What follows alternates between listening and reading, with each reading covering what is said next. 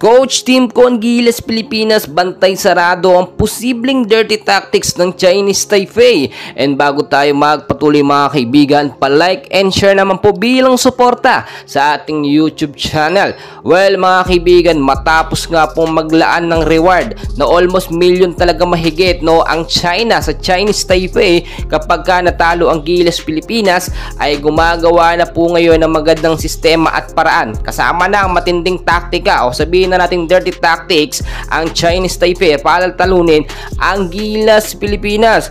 Well mga kaibigan, hindi sa bansang Pilipinas uubra ang ganyan. Home court natin tapos gagawa sila ng posibleng dirty tactics.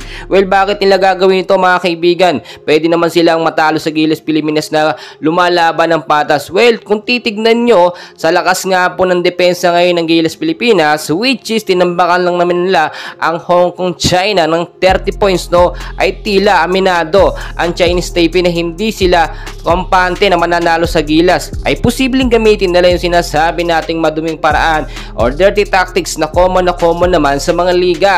Dahil nga po sa reward dyan, na milyon talaga na makukuha nila. Ngayon po kung titignan nyo mabuti, parang nagiging sabuatan na nga ito between China at Chinese Taipei. Dahil kung hindi naman talaga magiging sabuatan ito, bakit kailangan ng reward ng China sa Chinese Taipei para matalo lamang ang Gilas Pilipinas? So kung titignan nyo, bitter pa rin ng China sa pagkakatalo nila kontra sa Gilas Pilipinas. Kasama pa dyan yung muling pagbabalik nga po ni Justin Noypi Brownlee. So far so good, napakaganda ng pinakita.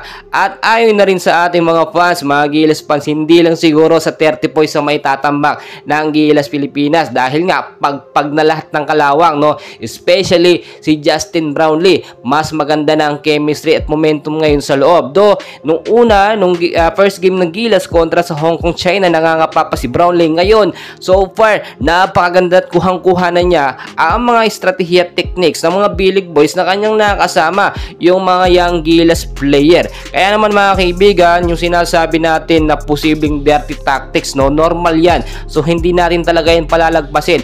Panonoorin yan ng sambayan ng Pilipino. Kapag ka nagkamali sila, baka magkagulo at mabulang sila ng mga Pilipino. So maganda lumaban na lang ng patas para naman hindi sila mapagkaisahan at mabuli ng mga Pilipino, dahil sa home court nga natin gaganapin ang ikalawang laban ng Gilas Pilipinas kontra sa Chinese Taipei. Kahit bayaran sila ng China, walang problema yan, basta lumaban sila ng patas, doon tayo magkakaalaman. Ngayon po kasi kung titignan nyo, yung Gilas hindi na kagaya last year, mas malakas na po ngayon. Tapos napakaganda pa ng sistema ni Coach Team Con, pang malakasan talaga. Yung Kai Sotto, yung depensa na Kai Sotto talaga, hindi natin maikakaila na sobrang lakas talaga. Basta may Kai Sotto sa loob, talagang nahihirapan or nag-aalangan yung mga sharpshooter, yung mga scoring machine ng kalaban. Well mga kaibigan, tuloy-tuloy yung suporta sa Gilas Pilipinas. Bukas ang ikalawang laban nila kontra sa Chinese Taipei. Pakita natin ang ating lahat at buong suporta. Maraming salamat po.